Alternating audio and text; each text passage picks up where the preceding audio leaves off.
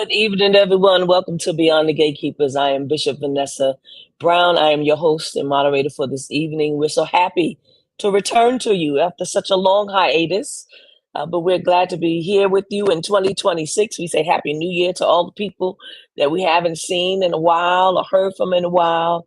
Thank you all for keeping up. I've had several people saying, when are you coming back? When are you coming back?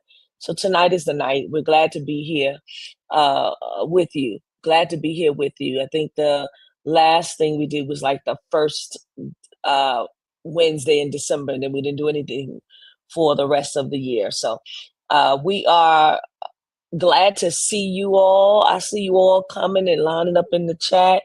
We're glad to see you. We're glad to see you. Do us a favor and start sharing on Facebook and start sharing on YouTube and Instagram and all of the social media platforms where we can be found. I'm going to start shouting you out tonight. I see you all. Reginald Nichols, God bless you, Rev. Thank you so much. Stockton, California. Thank you. Albert Reed, Colleen, Texas is in the house. Thank you for being on tonight. Lavinia Bean, thank you. Kate May is here. Golden Halo, glad that you're on. God bless you. Sean Jenkins, God bless you. Thank you for being on. Reverend Scott Wilcox from Vermont, God bless you. Rhonda, thank you. Rhonda Height, God bless you. St. Louis, Missouri. Linda Love, Dr. Melinda Love, thank you so much. And congratulations on your graduation and all the wonderful things happening for you. St. Louis, Missouri is in the house. I'm so grateful for all of you all. Thank you all that you're going to be sharing, and we'll be shouting out folks as we continue along the way. Let me bring to you our co-host and moderator for tonight, Kim McNair. Welcome, Westchester, not upstate, Westchester, New York. Yes, I know. God bless you. Thank you so much for being here. Angie Kyrie, God bless you. Glad Reverend Jackson are watching. Yes, Virginia Beach. Reverend Carolyn Hutchinson, thank you, Marilyn. Thank you for being here. Well, she's no stranger to any of us, but just in case you don't know, she is Bishop Yvette Adrian Flunder. She's the senior pastor of City of Refuge United Church of Christ and the presiding prelate of the Fellowship of Affirming Ministries. Bishop Flunder, will you join us and greet all of our online audience? Well, how good and how pleasant it is for the saints to dwell together in unity. And it is my joy. I can't see your faces, but I can feel your presence. I am so thrilled that we are back together again. So many things have happened in our world since we were together. Actually created some gaps in our time because we had so many things to do. But I want to go into this conversation tonight saying that God wins and the devil gets nothing. I am so grateful that we are in conversation again, and we're going to have a good conversation tonight. God bless you, and welcome home, Gatekeepers. Welcome. Yes. Welcome home, everybody. You heard it. We have Sister Darlene Connell here with us, Queens, New York, representing. Dear brother Christopher Williams, representing New Jersey and New York. God bless you. The good Professor Natasha L. Robinson, Chi-Town is here. Dr. Joy Carrington is in the house from Virginia, Portsmouth, Virginia. God bless you, Dr. Joy, the Great Awakening, United Church of Christ. We're so glad that you're all here on tonight. Listen, we got robust conversation for you. As Bishop Flunder has said, so many things have happened in the world, in the land, in the nation, things to make us grieve, things to make us cry, things to, some things to also give us joy. There's been some things that have been joyous that's happened. But the latest news that we've been seeing has brought the nation to its knees. And so we're going to talk a little bit about what's happening, right? John Deschler, thank you, from Oregon, Mount Angel, Oregon. Thank you. Vicki Jones, thank you for being on.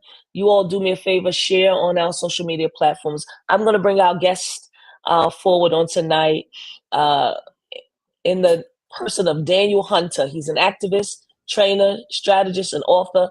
And when I say author, there's multiple books that he has written. Please make sure that you Google him and see all of the books that he has written. He is here to help us tonight. And so, Dr. Daniel, will you please do us a favor and greet our online audience? Absolutely. Thank you so much for having me, Bishops. It's an honor to be here on Beyond the Gatekeepers, and excited to talk with all of you and the audience, and excited to have a good conversation tonight. If you do us a favor, Daniel, tell us a little bit about yourself and how you came into this work. So I've been an activist, an organizer, a community organizer for quite some time. And in the last 10 years, most of my work has been overseas. I've been working in Africa and Latin America, working on climate change. So I've been working with people who are developing their own fights for climate change and climate resilience in the face of a changing climate.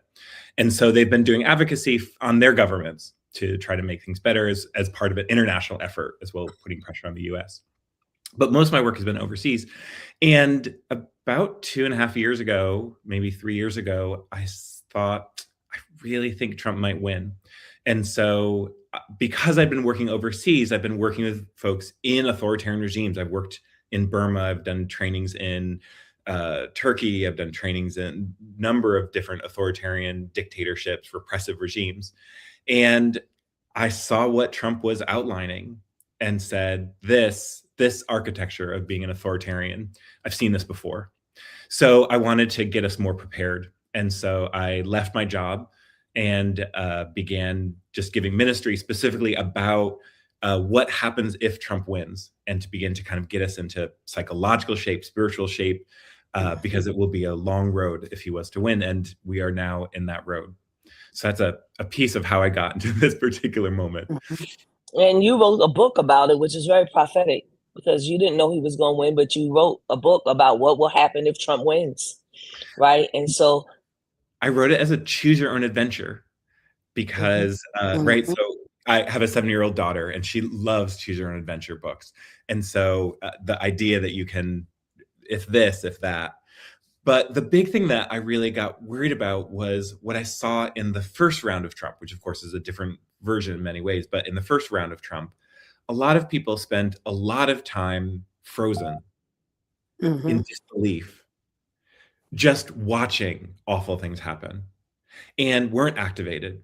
And so I didn't want to write something that was just, here's a list of things that we should be concerned about. I wanted to ask people, what do you want to do? What do you want to do about it? What's your move? And so the book, basically, Trump does a move, outrageous. And then you're asked, what do you want to do? Do you want to do this, or this? And then it explores the options. And so I'm trying to assist us to not be stuck, because I think there's a lot of pressure for us to be stuck, to just watch a train wreck. And we've all seen a tragedy, and some of us just stand by the wayside watching it. And this is not that moment. This is the moment for engagement. So Absolutely. I want to get people engaged about what's going on in this moment. So let me start off with this first question, if I can. And I know that Bishop Flunder will jump in and answer as well, or ask her own questions. Daniel, when you name this moment as one that's shaped by authoritarianism, right? And you've done this work, like you said, in Burma and other places in the world. You've seen this before. What do you want people, especially faith leaders, to understand about what is actually happening beneath the surface? Because I think that people don't understand that.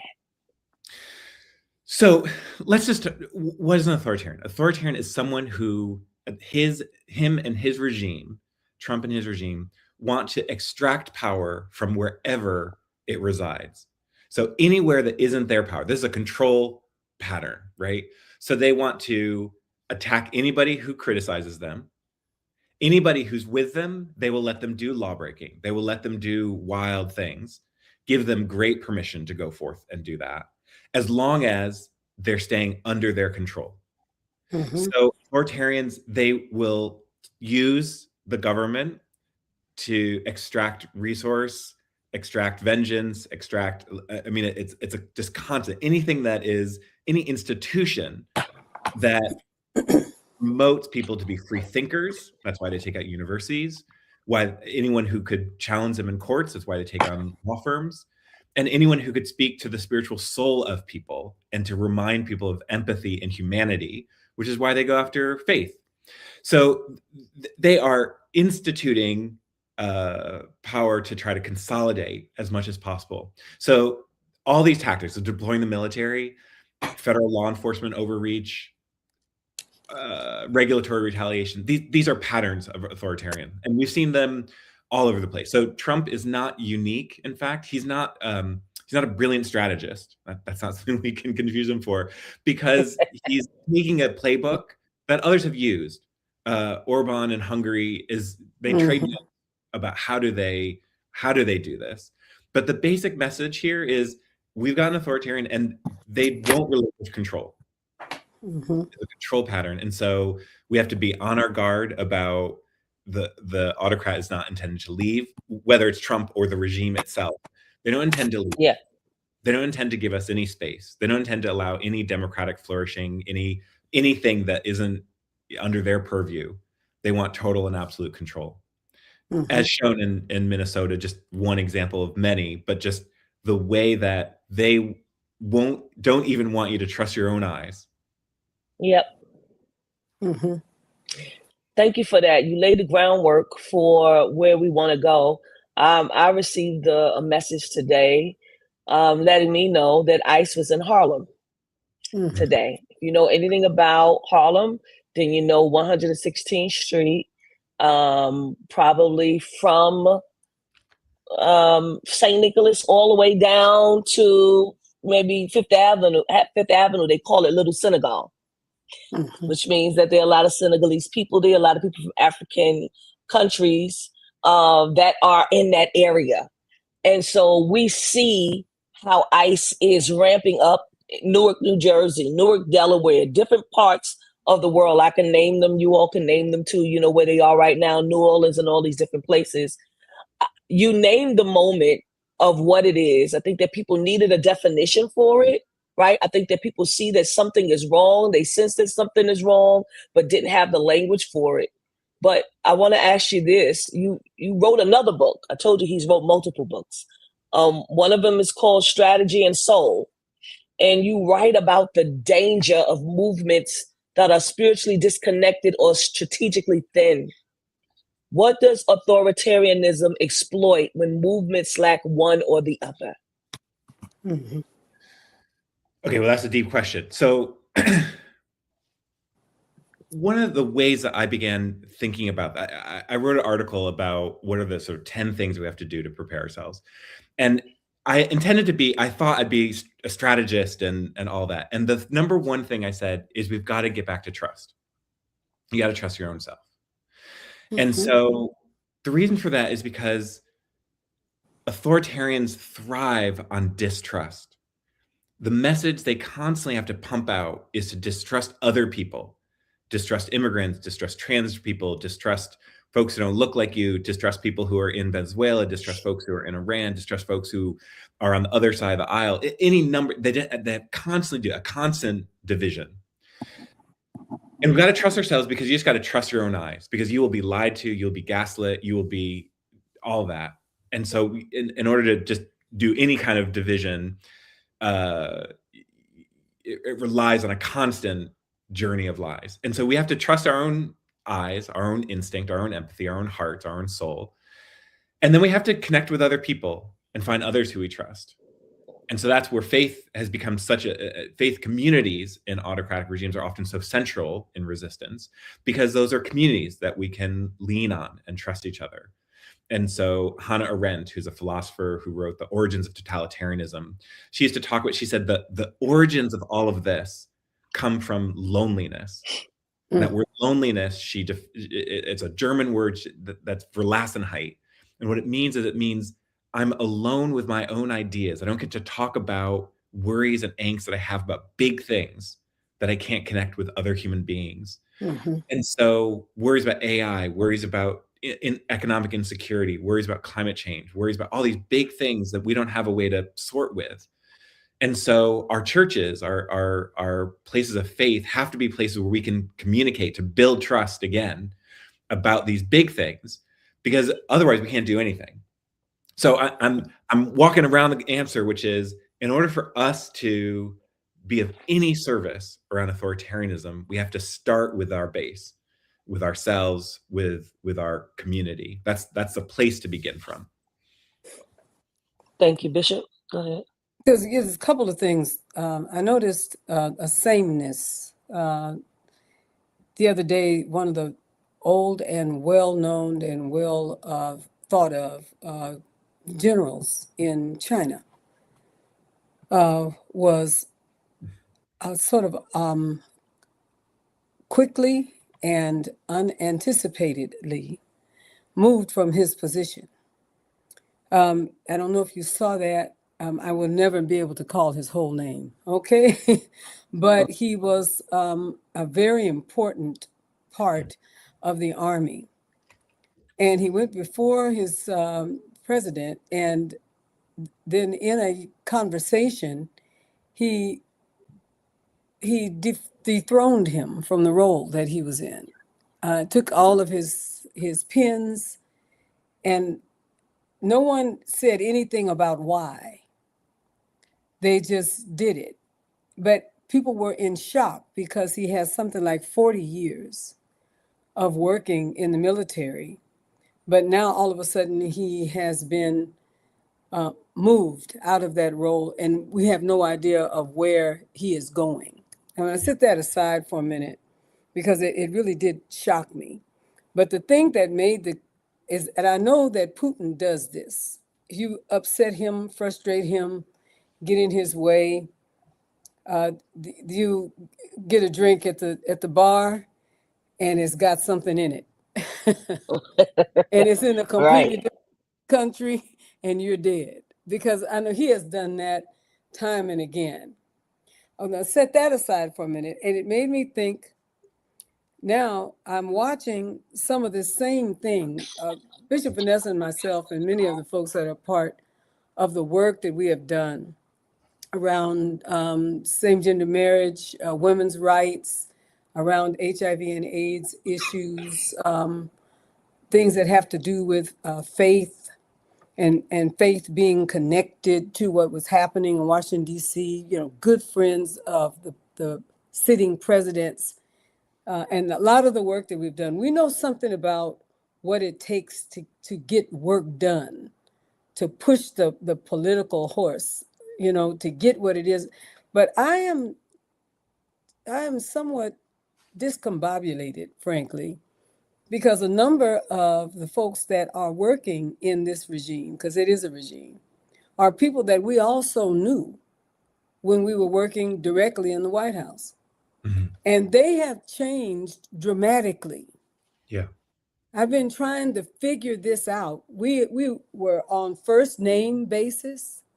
We've been in their offices. We have picked up their children and held them, sit at the Resolute desk, and been in that place more than in one president's time. Let's put it that way. And to look at their faces when they are standing next to the current president, there is something that is completely not there anymore. They used to smile. They used to crack jokes and spend time, and we pat each other on the back.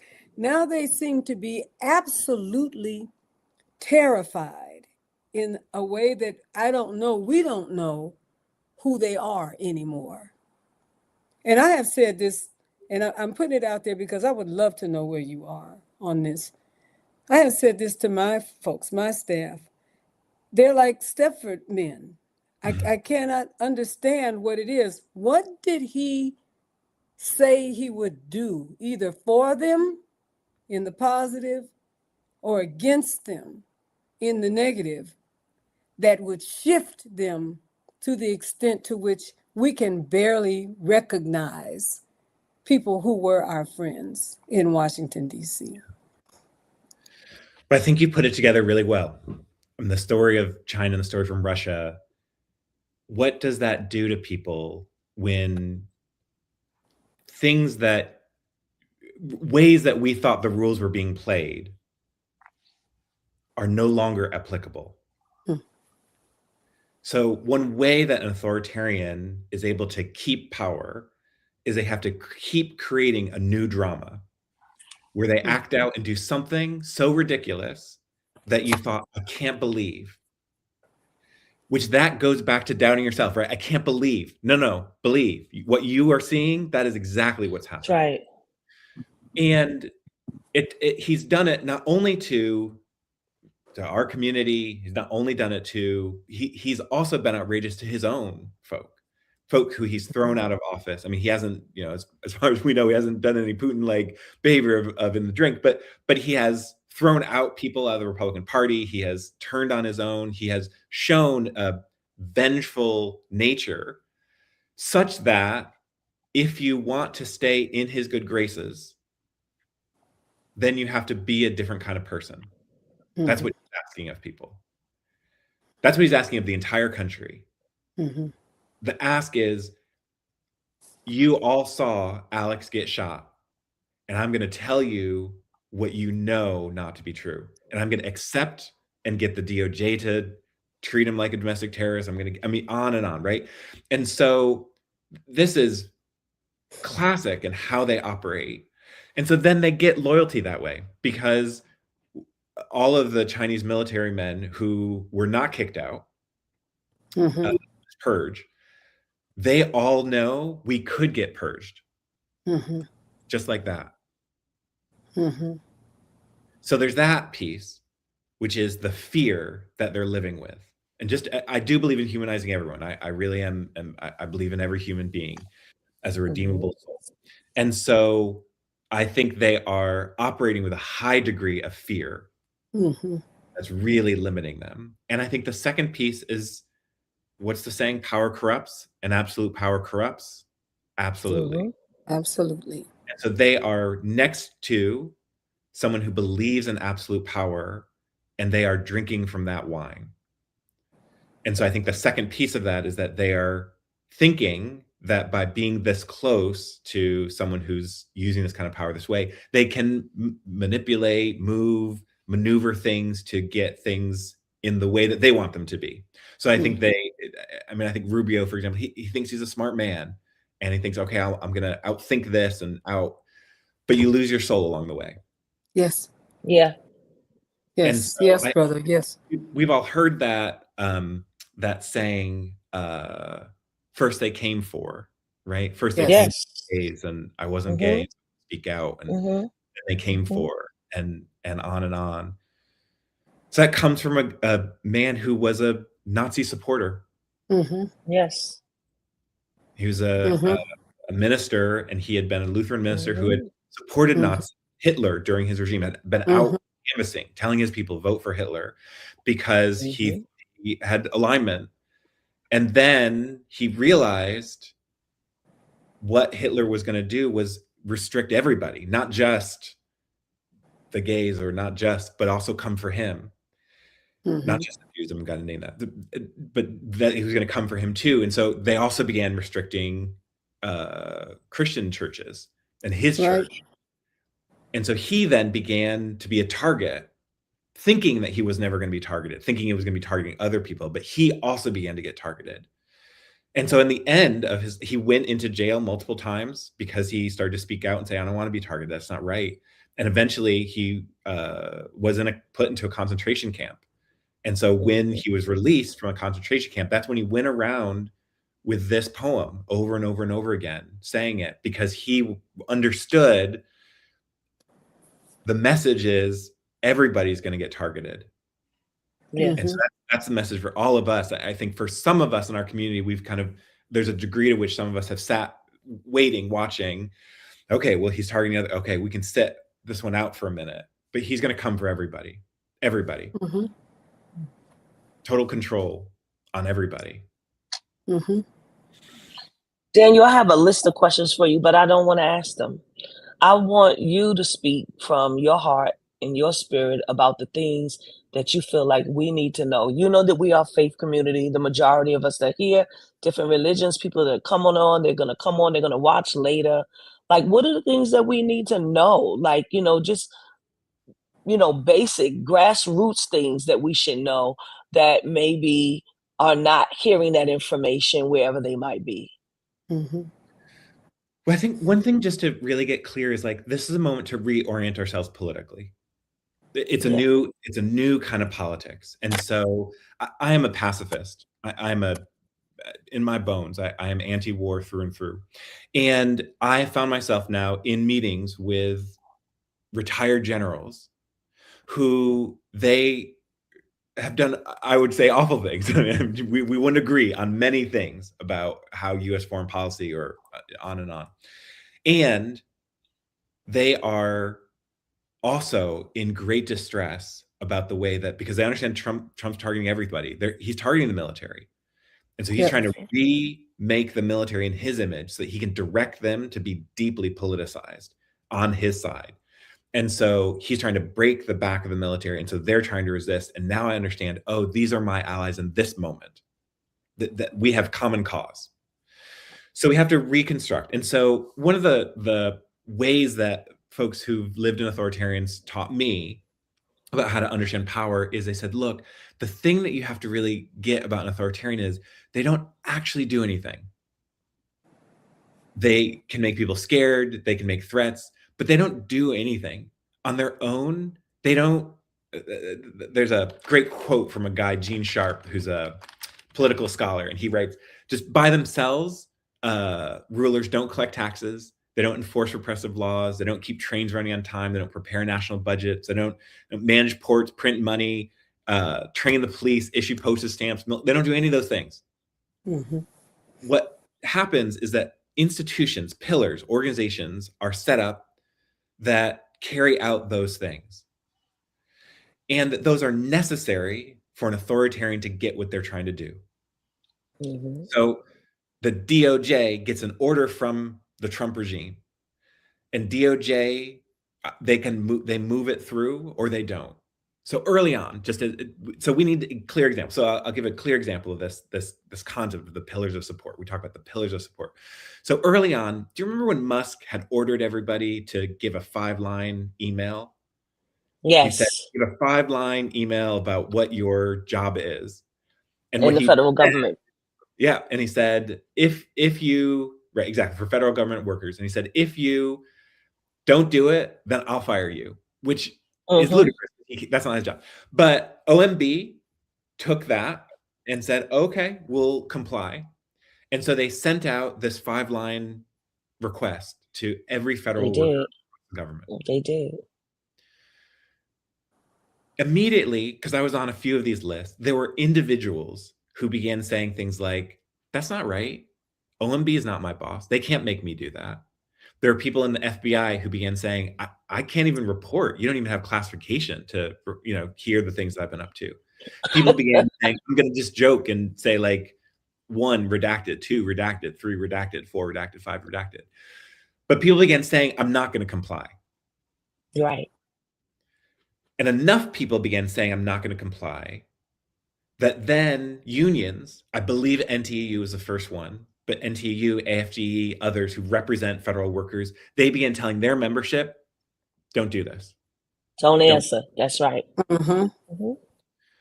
That then moved up the chain where now you had up and down all sets of FBI saying they're not going to do it. So even Kash Patel, sycophants, right? Like Kash Patel, Rubio, they began telling their people, don't comply. Not because they were leaders, but because they were followers. They understood people are already not doing it. Importantly, for all of us, only at that moment where Rubio and Patel and others were telling their people not to comply with this order, did the Washington Post and New York Times and other mainstream news sources, did they start to cover this story? So they didn't cover it when it was our power at the grassroots level, at the lower level. Yeah. But that's where our power comes from, our ability to comply or not comply. And folks said, we're not going to comply. And so in the end, judging by the number of emails that were received, about 1.3 million federal workers did not comply with the request from OMB and the demand from Musk, making it one of the largest acts of singular non-cooperation in this country. It wasn't covered as such. It wasn't described as such. It wasn't described as a mass thing because they don't want to see us as a mass. They don't want us to see us, our connection. But that's what power is. So that's how you displace authoritarians, which is sometimes you're able to vote them out, and that's great. I am all in on that strategy. But we do need to look at some additional options in terms of how authoritarians get removed, because they may entrench themselves so deeply, they may so bias the elections. And so to that, we look for examples like, I've been telling the story of Otpor, which is a group in Yugoslavia, Serbia. Otpor means resist. It's a group of young people. They were all teens. Sarcastic, caustic crew. I mean, they were inappropriate. One of their slogans was Milosevic, save our country, and to the dictator Milosevic, save our country, kill yourself. And they were jokey style people. But they taught everybody this pillar of support. And they said, look, this is how we have to move as a society. We need to get every institution to not comply. So they meant it. So they would go into the streets, they'd get beaten up by police, because that's what Milosevic would do. That's what dictators do, is they would threaten, they would carry out. And they get beaten up by police officers, and they would go out days after they'd just gotten beaten up with pictures of themselves blown up by the police officers, broken arms and busted up heads and whatnot, show up at the police officer's home. And the message wasn't condemnatory. I mean, I'm sure there was some energy about that too, but the message was, even you will have a chance to join us. And so they actively began moving that police and military pillar of support and saying, even you can join us. They used to get infiltrated regularly. And so they would hold competitions amongst their different groups. They were very decentralized. They would have competitions of who has the better spies in your group. And they would write letters to who they thought were spies and say, just so you know, you will get a chance to join us too. And that was their memo. And so I tell the story because they were dramatic at the end. So they then, after many months of pressuring the pillar, the military police, as well as everybody else, and they pressured business, they pressured faith communities, etc. They pressured all these different pillars, including the military, including doing actions like they would have a day of remembrance for all the police officers who were killed by Milosevic. And they would read all the police officers who were killed under Milosevic's watch, and then they read all the protesters who were killed under Milosevic's watch. And they said, all of us are victims of Milosevic. And so they're telling a story, making an invitation. And I'm not trying to clean up the story too much. They were also caustic, and they also yelled at police officers, and that happened too. So it wasn't only one thing. But what they understood was we have to get different pillars to withdraw their consent. And so they ended up doing it very dramatically. After Milosevic stole the elections, the election results came out, and international observers said, clearly Milosevic has lost. Milosevic refused to give up power. And so they went to the capital and they said, it's time to push Milosevic out. And so they went to the capital. People came in from all across the country in caravans. And the military was then ordered to surround the building, including police. And they were told to open fire into the crowd with live bullets. And they said, no, don't do it. And so that's how Milosevic was defeated. That was the end of him. And so what we have to do over this period of time is reclaim our agency, our sense of democracy, our sense of connection with other pillars. And so this is a moment, we've lost a democracy that we had. I mean, I wanted a better democracy all along. But we've lost a lot of democracy that we had because we weren't as engaged as we needed to be. We weren't fighting for the things we needed to be. So this is our moment to re-engage, fight for a better democracy, because what comes after, all the countries who've been able to defeat authoritarians, the vast majority of them, after they're able to take out an authoritarian, they become more inclusive. If they don't, they get this cycle again. South Korea didn't get the memo the first time. After the first time, they had to kick out an authoritarian. And so a couple of years later, they had to do it again because they didn't make it a more inclusive country. So that's the challenge in front of us. And so practically, what does that look like? That looks like in Minnesota, they didn't just say, we're going to protect our people from ICE. I mean, obviously, they did dramatic examples of that, but they didn't stop. We're going to build an infrastructure where we're supporting each other, neighborhood to neighborhood, community to community. Folks who are directly impacted by this, we're going to build a mutual aid system. But they didn't stop there. They said, look, there are small businesses that are getting impacted and destroyed. We're going to lift up and move money so that those institutions are being held up. So they're going after the small businesses. They're going after the business targeting. They then said, we're going to have to get some of the bigger businesses. Target, who's based in Minnesota, they said, we're going to have to push on Target. And so some of our brothers and siblings, they then went to Target and did a sit-in. And they began occupying the building. And then they earned a meeting with the CEO out of it. And this is how a series of different tactics. So it means that we're not just opening the front by saying, Trump, give us this. Petitions don't matter to an authoritarian. The number polling, they don't care about polling anymore. That's disconnected. That's not their interest. His interest is raw power. What can you make me? And so he's going to operate on as much fear as possible. And so our job is to identify different pillars. And that's why folks began saying, let's look at all the different aspects of ICE. Let's look at who's feeding them, who's putting them up in homes and hotels, who's transporting them. And so that's when they began saying we have to target enterprise, which has been shuffling, lending them the cars that they are using to kidnap our brothers and siblings. We have to target Hilton because they're staying in Hiltons as they then become an occupying force. Yeah. You wouldn't put up with an occupier. You wouldn't put them up in your home. You would say, get out. Someone's trying to take That's over. right. So that becomes, rather than just focusing all our ire, frustration, and feeling and action just on the authoritarian directly or the regime itself, you begin looking who are the enablers of that regime. That's right.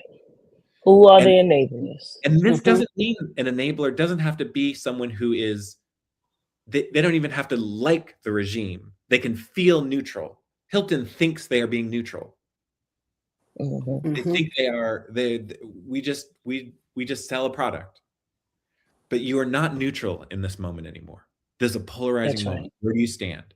You stand with the people or not? So that's the call. So that's where, as communities of faith in particular, you have a unique voice to raise that question. Which side are you on?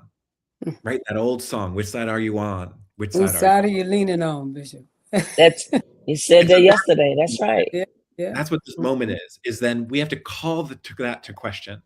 And so the way that faith in as I've known it, the way faith communities have done that is through our actions, through not just, yes, the bully pulpit, yes, from the pulpit, yes, from the way we write our letters, and yes, all those things, but nothing speaks more powerfully on our actions. So it was faith leaders who led the Target occupation.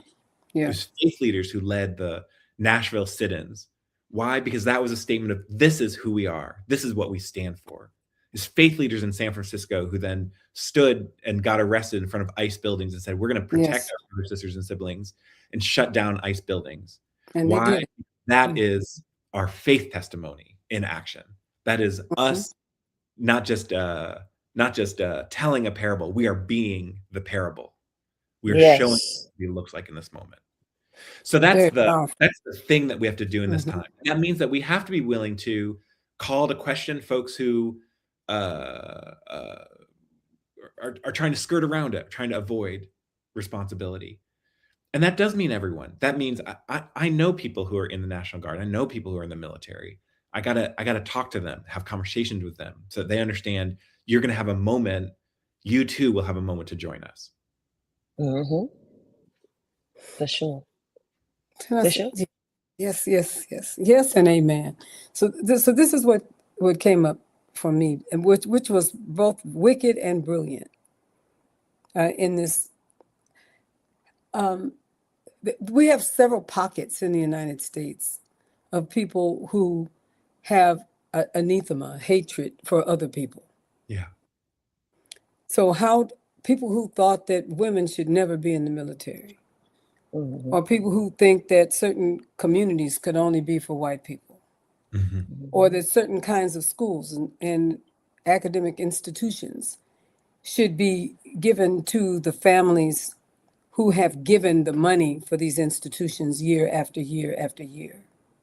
And it seems that one of the things that they did, which was brilliant but wicked, and find out what is a group of people that another group of people abhor.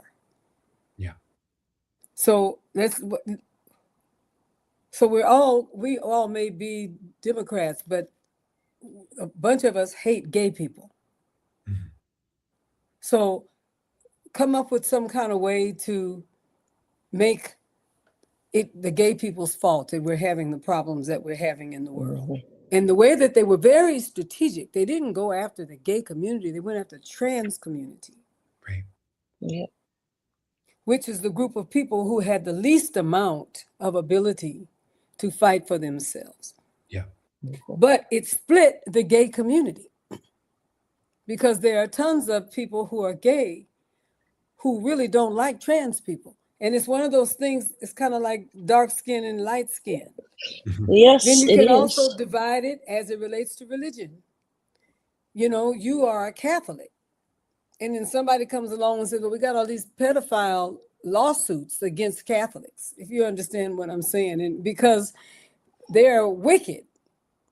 So then you split the church by having one group of people hate another group of people, and we cannot find the common denominators to give us all freedom and opportunity, because the genius of it, in my thinking, was to find out how they can separate us. Yes. And make us abhor one another, so that all of our energy is given to that, as versus our energy given to the folks who intend to destroy all of those names that I just shared with you a minute ago. And I can say to you, Bishop Vanessa can say to you, one of the groups of people that have always been capable of creating this kind of maelstrom are often people in and around church. Now, I am a pastor and a bishop, but I happen to know that religion can be a bludgeon in an incredible way. If people already hate you because you are what they're not, let's put it that way. If they can do that, then you can add politics into it. And then you can also add weapons. You can weaponize. And that doesn't have to be a gun. That's right. It's just diminishing and making small. And we had to do something about it, because we can't let them thrive. And I have seen this in cities like New York with Bishop Vanessa, in San Francisco, where I'm born. I have seen these different realities on the same street. But Bishop Flunder, before you answer, I want to add to this before you say anything, that we have to name the moment that we're in right now. And even in the midst of this moment, with ICE and all of these different things coming at the immigrant communities, you still have Black American people saying, this is not my fight. I'm not going to be involved. I'm going to sit this one out. Right? Absolutely. That's a big, I was on a call tonight. So I know that that's also a big thing that's being raised over and over and over again. Right. And it is a way to separate us. It That's is the a way intention. to draw a wedge. It is a way to say, we should not support this group of people. We should not support the Haitians. We should not support the Somalians. We should not support, and so on and so on and so on. But it is a wedge, right? There is Just no like the reason faith for groups. that. It's a wedge. Absolutely. It's a wedge. And where we have a woman that was killed driving a car to get away, to go where she was being asked to go, right? And the ICE person shoots her 3 times in her car, right? It broke our hearts. But it probably would have vaporized and gone away had it not been a few days later when a man, now stay with me for a minute, was shot. And it was said that his guns, the way they told it, were going to take the ICE persons who were there if they had not killed him. We almost forgot about her until we dealt with him. The him got more people on. You got to hear me, what I'm saying. More people saying, we're going to put a stop to this. Yeah. Than the her did. Yeah. Because she was not as important. Had she been Floyd, George Floyd again, it would have taken eons. Do you remember how long it took to get something from the people who killed him? they have the understanding of separation. And if I could say anything that I can hear coming out of Daniel in conversation today, because everything he said is wisdom. But I think that the root of this is we are going to have to find our ways to one another that don't require us to be just like one another, but to understand that we have a common wicked and sick, knows he's going to die in just a little while, and tapping up his name all over stuff. Come on, help me. This is sick foolishness that this man is doing. But the truth of it, we are going to have to find our way to Daniel. And Daniel's going to have to find his way to Vanessa. And Vanessa and Yvette are going to have to find our way to other groups of people who are not just me and mine, but there are people who are caring enough for the other to bring this thing to some sort of, we've got to do it. We've got to, and I hear you, and I'm with you, brother. And I feel you like you, brother by another mother. We have got to do this in order to change this climate. Yeah. I mean, I think you're putting your finger on something that is central to all this, the essence here. And I want to just give a slight reframe, which is, please. I don't think they're creating the division. I think we've been too divided already. I received that. They're cleaving lines that we already had in our community, and it was our mistake to have them in the first place. They're using the division. Exactly. Is that better? Exactly. Yeah. Got it. And so I want to just give an example of that, an example of how we move around it too. So you remember when Jimmy Kimmel was taken off the air? So Jimmy Kimmel was taken off the air by the FCC under pressure from Donald Trump and the FCC chairman. Yeah. So direct retaliation. It had nothing to do with he just didn't like the man. But we had already seen Joy Reid get fired from MSNBC. Right. We'd already seen Karen Attiah get fired as the last Black opinion writer for the Washington Post. That's right. And so some of the reaction has to do with just who it is. But I want to just add a piece here, which is, so part of it is yes. And then another part of it is Stephen Colbert was also fired, where he was announced he was going to close as part of this you know, the deal making behind the scenes. Right. And so he shared the same set of privileges, white, male, rich, well-known among things.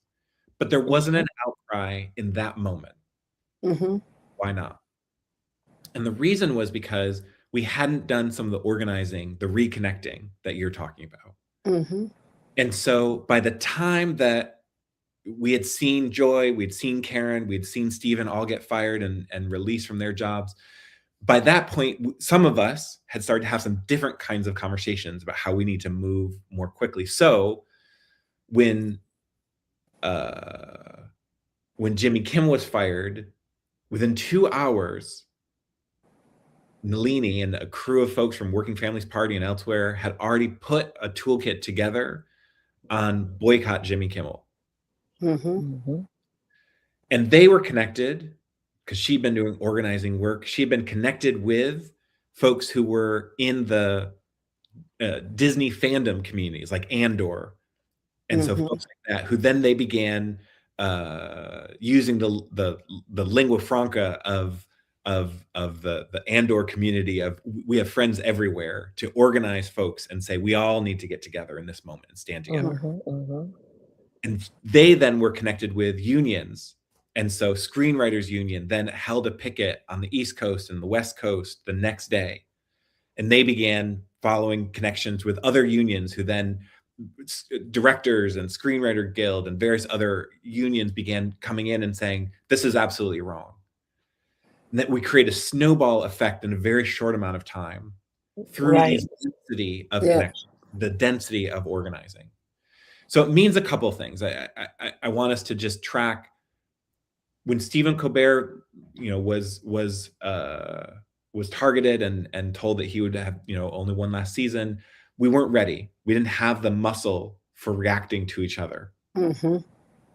So we need that muscle to react to each other. Yes. And it's tough because many of us are very aware of the ways in which others have not come and protected us before. Yes. That's not a reason to not show up for other people. That's right. That's a You're pain. right. We need to grieve it. We need to deal with it. We need to share with each other. We need to, in the appropriate places, say the things we need to say to each other. That means cuss about it. Cuss and it means grieve. It means actually, like, as Black folk, we don't get enough chances to just be sad about all the That's right. we've lost, all the folks that we've, that no one showed up for. So I think the grief is very important as part of our ritual. Honor all of the you don't get to Renee without Keith. You don't get to Alex Renee. Like these things. It's a part of the repair. Yes. Build on.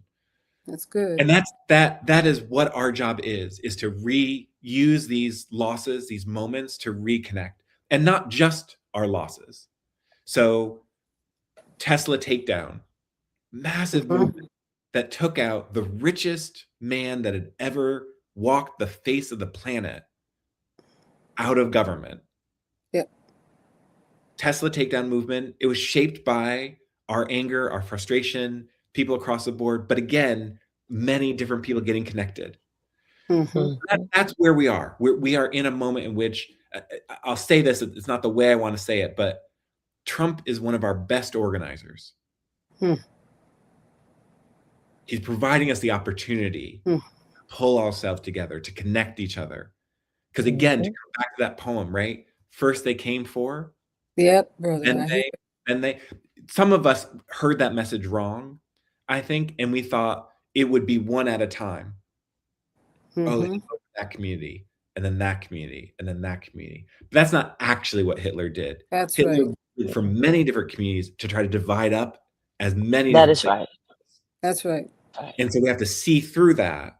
And the end of that poem is right, which is if you don't speak up for other people in this moment, you will stand alone. Who will speak stand alone?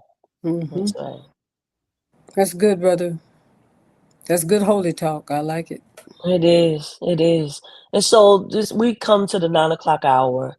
What final thought? What final thing that you would want to say to the faith community around strategizing for those who are serious about fighting authoritarianism? Like, what is the final thought that you want to give to the faith community? Okay, so I gave a metaphor of talking about as action as social parable. I just want to play with that for a minute in front of y'all, if that's okay, which is a parable, right? Like 12 Samuel, right? Where the story is of two men, one rich, one poor. And so the rich man had all this cattle, all this sheep, all these, and the poor man had nothing but just one lamb. And it was his everything. And so a traveler came to the rich man and he said, look, I need something to eat. I'm a traveler. And so the rich man went over to the poor man and said, all right, we're going to prepare your lamb. And David, when he heard the parable, how did he feel? He was angry. Got angry. Yep. Wanted to go find him and kill him. And then right. Said, but you are that rich man. You are that rich man. Parables concentrate a story. They make a story that cuts through. Does. All the nonsense. Yep. So the sit-ins can be thought of as a parable that was teaching this country about what it means to be human. We will take the abuse while showing you what it means to be a human. We demand to be treated the way that we want to be treated. We demand to be treated as any other person. And that what we need in this moment is folks who are willing to risk taking their parables out of their churches, out of their faith communities, and into the streets. Yes. And so designing actions which are, I work with a lot of activists, and I love me my activists who just believe in, let's just go block a road. And I love me my activists who are like, look, what we need to do is we just need to let, go get arrested. We need to go occupy a thing. I love all of that. But what I really love is I love it when people are clearly and directly saying, this is what we believe in so deeply that we'll do it in public. Yep. I'm looking for that crew of people who are saying, look, those are our brothers and sisters and siblings who live in Texas, who are our family. They may have come in through a different way, but they should not be treated that way. We're going to go and we're going to pull them out. We're going to free them. I want to see folks who are ready to take the kinds of actions that we believe in and put it in public display. So that framing of direct action as social parable, I think that's a piece that I want to just like really challenge us to. Like in the Philippines, there's this moment in which Marcos is the dictator, Ferdinand Marcos. He had called out the military to shoot and fire into the crowd, into the people as they were protesting. Yep. And so it was nuns, Catholic nuns, who went in front of these tanks armed with nothing but flowers. Yes. And they stood right between in rows, kneeling, handing the soldiers, these are our flowers. This is all we have to protect ourselves. Yep. That was social parable. Who are we standing with? And they were able to, in that moment, get the soldiers to stand down. Yes. It doesn't always have to be that dramatic. I'm telling the dramatic stories because I'm trying to just get our juices moving in that direction. Yeah, of course. Absolutely. But the time is coming. I'm not in Minnesota. I'm in Philly. No. Yep. We're all going to get a moment. We're all going to get a chance to find which side are we on. We are all going to get a moment. A moment. Reminds me of our theme, Bishop Vanessa. Yes. The African word Ubuntu. I'm sure you've heard it before. Yeah. And it is the African way to say what it is that you just said. What does this mean? What do we need to do? We have got to find a way to care for one another beyond the things that we feel in many ways have perhaps been done for us for evil. We are going to have to find the common denominators so that we are the broken are not breaking one another. Yeah. That's right. It's such an important thing. And you got a holy job, brother. We all got it. We all got it. Yeah. Oh, yeah. Job right now. But you've been able to, Daniel, Bishop, that's right. He has a holy job because you've been able to sit amongst generals, war criminals, people that you know done terrible atrocities, right?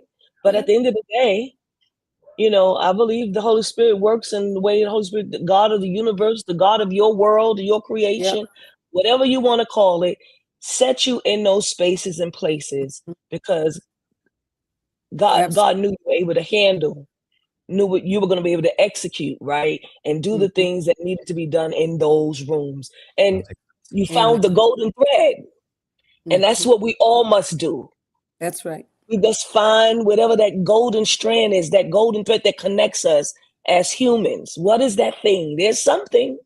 That's right. What is it that connects us all so that we can do this work to fight authoritarianism? What is that thing that connects us? There is something. Yes. Right? Even if this an organization or something that you're completely against, that's something that I heard a sister say tonight on a call. She basically was saying that, there is something in some organization. Maybe you didn't get along with them before. Maybe you didn't get along with that church before. Maybe you don't get along with that pastor, that bishop, whatever it is. Find there is something that connects. What's the one thing that connects that you all could relate to and walk through on so that you can get the job done? Yes. Right. And that's what they're doing in Minnesota. They're doing it in Minnesota. Right. And that's what we're going to have to do in all the places, because all the places, like you said, are coming towards us. Yeah. Yes. Yeah. I love it. Till justice runs down like water. Yeah. And righteousness. Yeah. Yeah. Yes. I'm in it. Yeah, Daniel. Thank you so Yeah, much. thank you, Listen, brother. we just want to tell the people we're having a leadership conference, and that leadership conference is going to take place on the week of the 21st of July. Yes. It's going to go to that Saturday, and we got Ash coming, and so you might as well join her if you ain't doing nothing. You might as well come on, and join her, and speak to the people.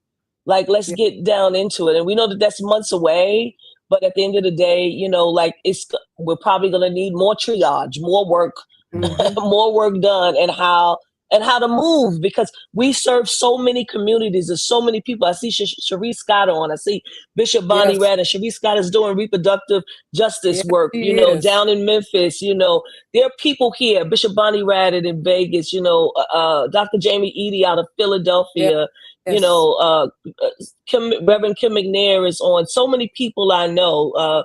Dr. Leslie Callahan is on. There are people here who have groups and swaths of people that they have influence over, right? That need to understand how to do this work, right? And how to spread it out amongst their own communities so that people will know. But it'll take people like you, Daniel, like Ashley, like Ash, to be able to sit down and really break this down, right? Because I think that people are just not understanding. But thank you for bringing us light tonight. This is good, brother. Absolutely. Not just that we're understanding, this is our history. We have a long history of doing this that's gotten taken away from us. So that we've just been told, what do we do on King Day? Day of service. Yeah. Day of service. Yeah. That's not what King was about. King was about action. King was about... right. So our own history gets taken away from us. Yep. And so what this is a moment for us to reconnect with our own warriors inside of our own communities who've done this before. My mom is a African-American history professor. And so she did her research on a guy named Jermaine Logan. And Jermaine Logan, at the time, when she began researching him, people didn't even know if he was real. The general consensus among historians was that he wasn't a real person, that people would write slave narratives. White people would write slave narratives just to sell books. And so it wasn't even known whether or not he was a real person. So she began her research to find out, yes, he's real and his story. And he was up in Rochester in upstate New York when the Fugitive Slave Law Act got passed. And of course, that law made it all that much harder to be a free person up in the North. And so any judge was given $5 if they found that they were free person. But if they were, pulled someone in, and that they were given $10 if they were found to be a slave. So the structure, the impetus was always about putting people back into chains. And so at that moment of Jermaine Logan having that, he had this, he got up in front of a meeting and he said, look, essentially he said, look, I believe this is a mixed race meeting. I believe that you all will stand by me because you understand that your freedom is bound up in mine. And I want you to understand that I don't respect this law and I do not fear it. It outlaws me and I outlaw it. So he went back that night, began writing, and he wrote to the Rochester newspaper, printed his address in the newspaper, and said, look, if anybody wants to get to freedom, this is where I live. I like it. Tradition. I like it. Tradition. Yeah. Thank you so much, Daniel. Thank you, Bishop Flunder. You have something you want to say to the people, Bishop? Oh, I got a gazillion things. I got all kinds of stuff on it. But in the Pentecostal church that I was raised in, when there was all sorts of different kinds of things in the world that diminished people of color and people of African descent and such. And they used to sing a song that said, I'm a soldier in the army of the Lord. And one of the lines said, and I got my war clothes on. In the army of the Lord. In the army of the Lord. I think that if I were to hand that memory into this conversation, I would say to everybody that you need to get strapped up, get your war clothes on. And there are all kinds of ways that we need to do that. You heard a lot tonight. There are ways, but it begins with making the clear decision to yourself, to the man or the woman or the person in the mirror, that I cannot stand back and leave this in the hands of other people. I've got to put my war clothes on. And then the next of the refrain said, and if I die, let me die in the army of the Lord. God bless you. Thank you, Daniel. Thank you so much. God bless you, honey. Thank you. Thank you, Daniel. Thank you, all of those that have joined us tonight on Beyond the Gatekeepers. We say God bless you. And prayerfully, we will see you on next week by the grace of God. Have a wonderful evening.